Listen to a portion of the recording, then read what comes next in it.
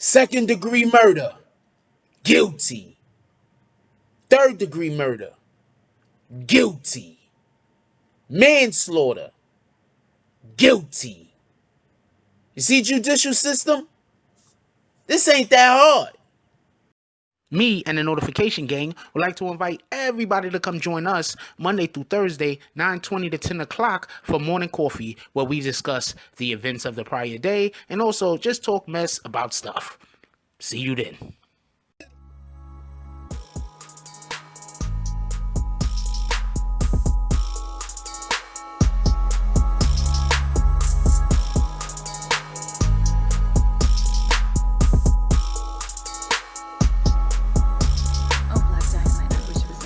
But this is much bigger than you and me. Hey, little mama. It may be bigger than you, and it may be bigger than me, but it ain't bigger than you and me. Can you dig it? BBN Jack Frost. What's up, party people? Aight, so yeah. Derek Chauvin was found guilty, as he should be. For everybody that don't know, that's how you pronounce his name, Chauvin, by the way. For everybody that don't know, Derek Chauvin is the police officer that was kneeling on the neck, on the head area of George Floyd, while George Floyd lay on the ground dying. This police officer decided that he didn't want to give George Floyd any assistance. He also decided that he didn't want anybody else to give George Floyd any assistance. This police officer was not happy until George Floyd did not move anymore, which ultimately also meant George Floyd was not alive. Let's just be clear on that. I don't want there to be any type of misunderstanding. I don't want there to be no one being able to say, well, how did he know? Nah, we're not doing that. How about that? Now, just so we can be clear, he kept his knee on George Floyd's neck for 9 minutes and 29 seconds. It took the jury 10 hours and 20 minutes to find him guilty. It would have been apropos. It would have been kind of, poetic justice if it would have took them 9 hours and 29 minutes to come to the guilty conclusion. That would have been on point. That would have been the universe working in the ways that it should. With that being said, Hennepin County Judge Peter Cahill read the verdict. I think that's how you say his name. Read the verdict on Tuesday afternoon, and also granted the prosecution's request to revoke Chauvin's bail. For everybody that don't know, sometimes people get found guilty of a thing, but they're out on bail, so they get to go back out, get their situation together, and then after getting their situation together, then they have to turn themselves in at some time. Not here. They immediately revoked Derek Chauvin's ability to be able to leave the courtroom, and to be honest with you, that was probably for his benefit. Just to be clear. With that being said, okay, so he was found guilty on 3 counts. The first count is second-degree murder. Now, I want to say something real quick. Often people come into our chat. If you haven't been a part of the Morning Coffee or Tonight Show with Jack Frost, pull up. Morning Coffee is at 9:20 a.m. Eastern Standard Time, Monday through Friday.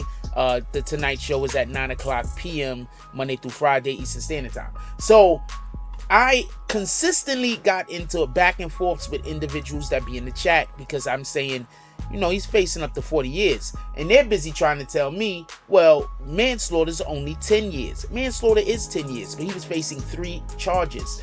Sometimes we have to think before we speak, y'all. Sometimes we have to think before we speak. With that being said, he got found guilty on 3 charges. He got found guilty on second-degree murder. That has a maximum of 40 years. He got found guilty on third-degree murder. That's a maximum of 25 years. And he got found guilty of manslaughter. Second-degree manslaughter. That's a maximum of 10 years, just so we could be clear. There is a belief that these sentences will be run concurrent. What concurrent mean is he's going to be serving them all at the same time. So let's say they give him 40 years, let's say, just for argument's sake, they give him 25 years for second-degree murder, and then they give him, I don't know, they max him out at third-degree murder, and they max him out at manslaughter. He's still only going to serve 25 years. Concurrent means at the same time. If you have to serve them one after the other, that's consecutively. Just so we can be clear, it's just, just in case there's any misunderstanding that somebody might have. Anyway, so he hasn't been sentenced yet. He's going to be sentenced in 8 weeks. This is just a profound change in the way that our government is usually ran when police are doing things. Just so we can be clear, a couple of states have actually taken the steps of removing qualified immunity. Qualified immunity is basically an immunity that not just police officers, but public officials have in general. Whereas if a crime is committed while you're in the commission of doing the thing that you're hired for, your job, then you can skirt the responsibility of being held responsible. Exactly. That's just insanity. With that being said, David Crum, the attorney representing Floyd's family, he released a statement. The statement reads, "Painfully earned justice has arrived for George Floyd's family and the community here in Minneapolis, but today's verdict goes far beyond this city and has significant implications for the country and even the world. Justice for Black America is justice for all America. The case is a turning point in American history for accountability and law enforcement, and sends a clear message we hope is heard clearly in every city and every state. We thank Minnesota Attorney General Keith Ellison and his team for their fierce dedication to justice for George. But it does not end here. We have not forgotten that the other three officers who played their own roles in the death of George Floyd must still be held accountable for their actions as well." I 100% agree. They also need to be held accountable. I can't wait to see those trials. I don't know what to say about that. Anyway, there's another thing that I want to add, and this might be the biggest difference and the biggest change as far as what happened here with what usually happens when a minority or a black person, a person of color, but a black person specifically, is killed or injured by the police. What happens is you have the district attorney, or whoever's the attorney that's the prosecuting attorney. They usually work with the police. You have them now working against the police, and they're going to have to work with the police in the future. So some of these cases, some of these trials, they're just not really trying that hard. But in this particular case, what happened? There was a lawyer put on the case who was not a prosecuting attorney.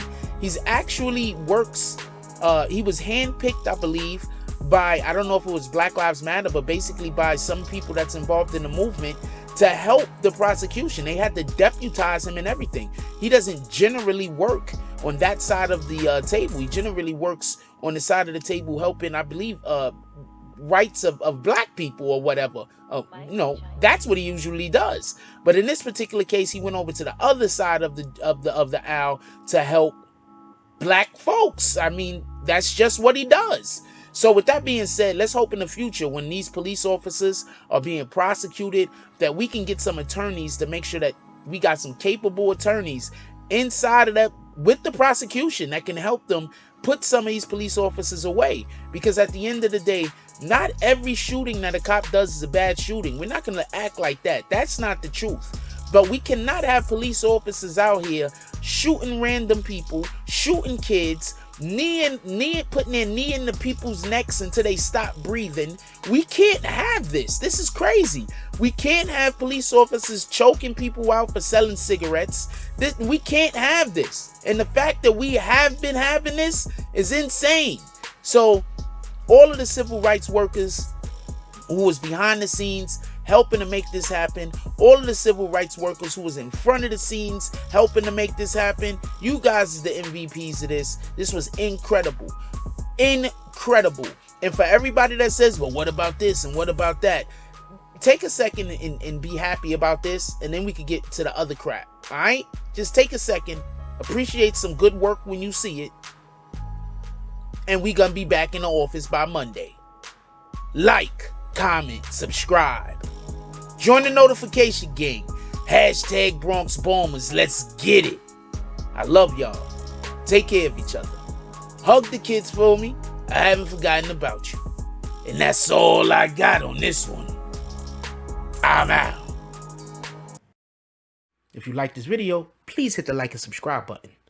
If you would like to help dictate the direction that this channel takes, please leave a comment. All comments are appreciated, whether positive or negative. Thank you very much and enjoy your day. And remember, positive thoughts cause for positive things to happen. Let's get it. Mike Jones.